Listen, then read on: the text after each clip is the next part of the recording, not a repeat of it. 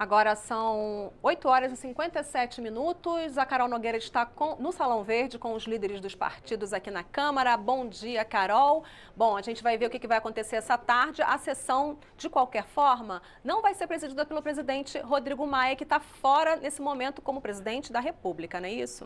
Pois é, Vera. Às 9 horas da manhã tem a previsão, então, do embarque do presidente Michel Temer numa missão oficial. Ele parte para a China numa missão oficial. Com isso, o presidente Rodrigo Maia passa a assumir, então, a presidência da República. O primeiro vice-presidente da Câmara, deputado Fábio Ramalho, ele integra a comitiva oficial do presidente Michel Temer, vai também nessa viagem oficial. Então, com isso, quem vai assumir a presidência da Câmara dos Deputados a partir de hoje é o segundo vice-presidente da Casa, o deputado André Fufuca. Ainda assim, tem uma reunião marcada na residência oficial da Câmara dos Deputados para o final da manhã de hoje com o presidente Rodrigo Maia. Ele deve receber alguns líderes partidários para definir aí a estratégia de votação da reforma política. Já tem uma proposta de emenda à Constituição que já foi discutida, já começou a discussão no plenário da Câmara, que é essa que trata, então, tanto do sistema de votação para deputados e vereadores, o chamado distritão, quanto a questão do fundo público para financiamento de campanha. Existe uma outra PEC que está chegando também no plenário, a que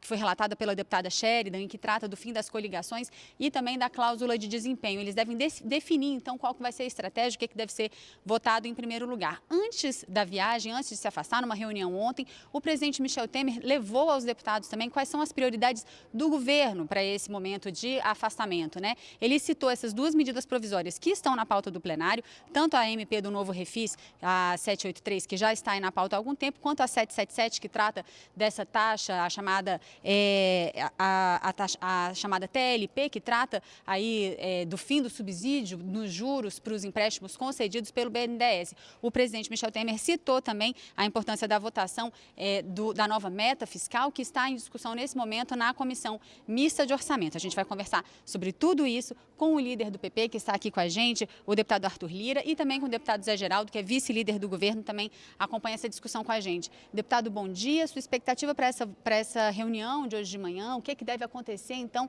na votação da reforma política aqui no plenário? O que pode ser aprovado? Muito bom dia a todos. Nós esperamos que dessa reunião de 11h30 da manhã, com a participação dos líderes dos principais partidos e de alguns partidos médios da Casa, não que não sejam necessários todos os partidos, mas nós temos que construir um consenso, pelo menos nos maiores partidos. Não é o que está acontecendo, e sem que haja uma alternativa de conversa proativa, cada um cedendo um pouco de um lado para se chegar a um entendimento comum, não haverá votação que tenha êxito com um quórum de PEC.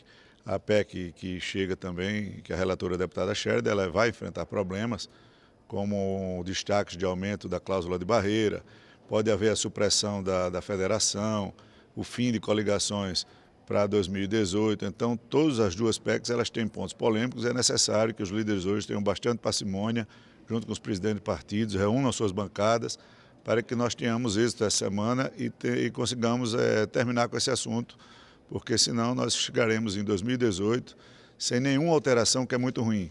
Nós poderemos ter a possibilidade de uma judicialização da política, de como se faz política, e o sistema atual, se tem uma coisa que é consenso, pelo menos na maioria dos partidos, é que ele é um sistema falido e não tem como funcionar sem o financiamento privado. Não há maioria para o financiamento privado e há extrema dificuldade em aprovar o financiamento público com os índices que estavam. Nós já suprimimos o 0,5% da receita corrente líquida e há a possibilidade de mandar para uma infraconstitucional e na Comissão de Orçamento para se discutir como seria isso, ainda está de forma embrionária. Deputado Zé Geraldo, sua opinião, como é que o PT encara, então, essa discussão? O que vai defender em relação à reforma política? Olha, nós do Partido dos Trabalhadores defendemos 3 pontos que eu penso que já é uma reforma, que é a cláusula de barreira, o fim da aliança proporcional e o financiamento público. E nós entendemos que será uma vergonha para o Congresso Nacional não votar nenhum tipo de reforma, porque, no mínimo, o Supremo vai legislar e vai acabar com a aliança proporcional. Portanto, eu penso que se os maiores partidos tiverem um consenso e liderar uma proposta, é possível que se aprove o essencial. O essencial, por exemplo, que é o fundo eleitoral. Agora, se todos ficam jogando para a plateia, né, criticando o próprio fundo, e ninguém tem coragem de debater o que está acontecendo nesse país, porque só as privatizações é um prejuízo que daria para financiar campanha por 100 anos nesse país. E se querem baratear campanhas, deveríamos também discutir os tempos de mandato. Nesses últimos 20 anos, nós tivemos eleição de 2 em 2 anos.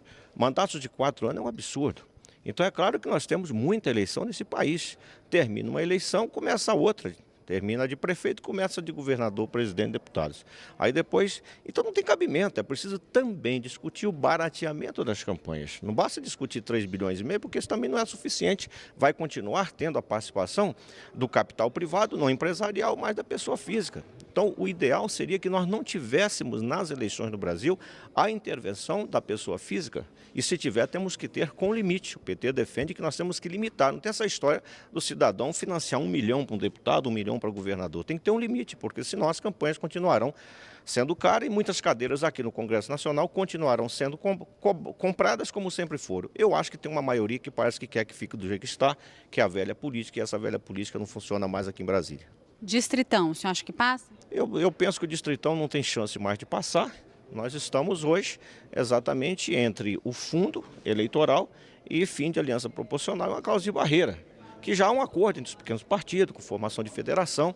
Eu penso que nós estamos próximos de ter um consenso. Agora é preciso que as lideranças se unam, os partidos, e o nosso partido está à disposição para votar uma reforma. Para nós será ridículo não votar nenhuma reforma depois de todo o debate de compra de voto, de caixa 2, de mensalão, de petrolão.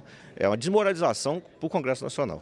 Deputado Arthur Lira, o senhor acha que vota alguma coisa? O que o senhor acha que sai, de fato, dessa reforma? Distritão, o senhor também acha que não tem mais consenso? Fundo, o senhor acha que tem como a gente discutir um outro valor? Olha, o problema maior está justamente nisso. Alguns partidos defendem com mais ênfase o sistema político. O meu partido defende que o distritão, o voto majoritário, seja o sistema que seja adotado nessas eleições. Outros partidos defendem mais o financiamento público, o fundo. Essa é a dicotomia. Há de se haver bom senso, de se tentar um meio termo, né, entre sistema eleitoral e financiamento de campanha.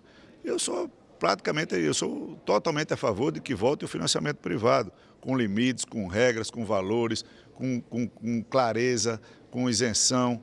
Não há política baseada só em financiamento público, no meu ponto de vista. Você vai sangrar muito do orçamento, da situação do país, de como já se encontra. Você tem que levar essa discussão muito a sério. Votaria com tranquilidade, como votei o desvinculamento do 0,5%. Acho que voto e é necessário que se vote algum tipo de financiamento. Se nós não teremos o financiamento privado nessa eleição, nós temos que ter um tipo de financiamento para tocar as eleições e manter a democracia viva, o mais importante. Como disse o deputado Zé Geraldo, há um encaminhamento pelo PT em 3 pontos, há um encaminhamento de outros partidos. O que tem que acontecer nessa reunião de hoje é um mínimo de consenso, de calma, de parcimônia, para que se tente aparar as arestas e que nós chegamos a um texto que nem seja bom para um lado, nem bom para o outro, que todos cedam um pouco e nós tenhamos um texto possível em 2018.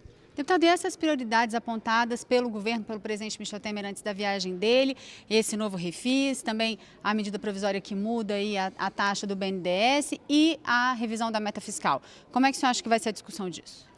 Olha, a meta fiscal, ela está tendo dificuldades na Comissão de Orçamento. É preciso que ela tenha sua votação acelerada para que o plenário do Congresso Nacional possa analisar.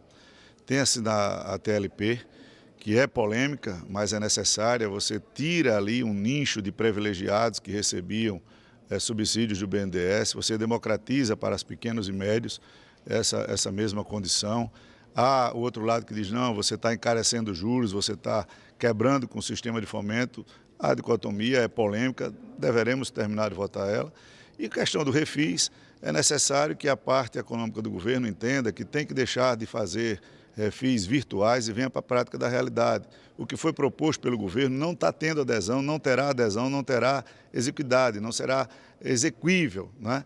Há o texto do relator, que ficou muito distante, e nós queremos e estamos trabalhando para a construção de um texto médio, um texto médio que atenda o mínimo da receita e que atenda aos empresários, porque 2 anos a crise foi muito profunda, 2015, 2016, tem muita gente ainda executando prejuízo fiscal e esses empresários precisam ter a oportunidade de manter as suas empresas vivas, funcionando, gerando empregos e renda no Brasil. É necessário que a Câmara se movimente essa semana, porque há uma fala do ministro Meirelles em postergar o prazo de adesão para outubro e isso não foi feito ainda de prática, é uma portaria do Ministério da Fazenda que vence agora dia 31.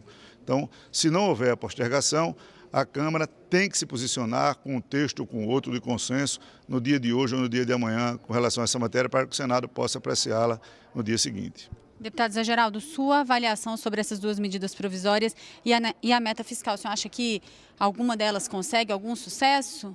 Eu acho que as medidas vão no sentido de piorar a situação no Brasil, porque nenhuma delas injeta dinheiro na economia, né? As obras estão paralisadas, os programas, os bancos deixam de financiar.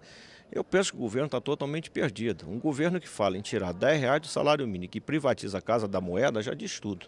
É um governo sem rumo, um governo que não existe e o Brasil vai pagar muito caro por isso. Esse novo refis, sofrendo essas alterações a que o deputado Arthur Lira se referiu, o senhor acha que é um texto que ainda está longe de conseguir um consenso aqui na casa? O governo, nesse momento, não consegue apoio da base, né? Ele conseguiu para muitas medidas, mas quando mexe no bolso de muitos interesses aqui, acaba não passando. Na verdade, nós não podemos ter refis no Brasil que beneficie apenas alguns empresários, que sempre levaram vantagem e, ao mesmo tempo, você aperta o cinto daqueles desempregados e aqueles que estão aí numa situação vulnerável e que precisa ter uma economia que possa gerar mais emprego no Brasil. Portanto, eu acho que o governo vive uma crise agora com a sua base aliada nesse momento da aprovação desse refis. Começa a se falar aí na expectativa de chegada de uma nova denúncia em relação ao presidente Michel Temer. Isso pode ter algum impacto, pode repercutir de alguma maneira? Ou a primeira denúncia já deixou claro que isso não vai ter nenhum tipo de repercussão aqui dentro? Assim, não vai ter algum tipo de continuidade? Olha, cada um tem uma avaliação de conjuntura. A minha avaliação, já explicitei isso até na tribuna da Câmara, eu penso que Temer está vencido e a nova denúncia, com certeza, ele não terá a mesma base para o sustentar, até porque continuar com Temer nas eleições do ano que vem vai ser um prejuízo grande para a base aliada. Eles devem estar refletindo sobre isso e, como eu disse, a segunda denúncia com certeza vai tirar o Temer e nós vamos ter mudança na conjuntura política brasileira. Sua opinião, deputado Arthur Lira? Ali, primeiro a gente tem que falar do que existe, né? A gente ter certeza ou incerteza a respeito de ações que dependam de outros poderes é difícil. Há essa especulação de que vem uma segunda denúncia. Como eu disse na primeira denúncia, nós temos que ver como é que chega o teor, quais são os fatos, se tem algum fato novo, se são os fatos antigos. Não é? Como eu falei da primeira denúncia, ela será tratada politicamente aqui na casa. Tem a Comissão de Constituição e Justiça que analisa os princípios constitucionais e jurídicos, mas até lá foi tratada muito politicamente. E a política, o tom que vai dar é o do momento. Eu acredito ainda que o governo tem uma base que lhe dê sustentação. O que precisa é que comece a ter atitudes como teve. Quem é base, quem não é base é a oposição, que tem o direito constitucional livre e limpo de criticar, de fazer obstrução, e a base tem o dever de votar e de ser tratada com lealdade.